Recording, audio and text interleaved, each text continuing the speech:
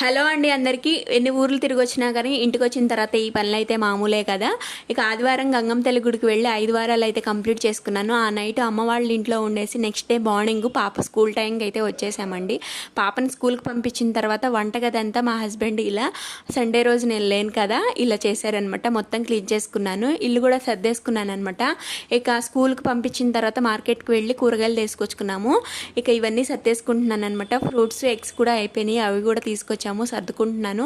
లంచ్లోకి వచ్చేసి బీరకాయ పచ్చడి చేసాము. ఈవినింగ్ వచ్చేసి ఇలా గ్రేప్ జ్యూస్ ఉంటే చేశాను, కొన్ని గ్రేప్స్ ఉంటే. ఇక శివాలయంకి అయితే వెళ్ళామండి. ఇవాళ మండే కదా, అందులో మేము ఆ గుడికి వెళ్ళామంటే చాలు కొంచెం టైం అక్కడ స్పెండ్ చేద్దామనే వెళ్తాము. ఇక వస్తూ కొంచెం హెడేక్గా ఉందని టీ అయితే తాగాలనిపించింది, తాగేసాను అనమాట. అక్కడే కాసేపు కూర్చొని పాపను ఆడించుకొని తీసుకొచ్చామన్నమాట.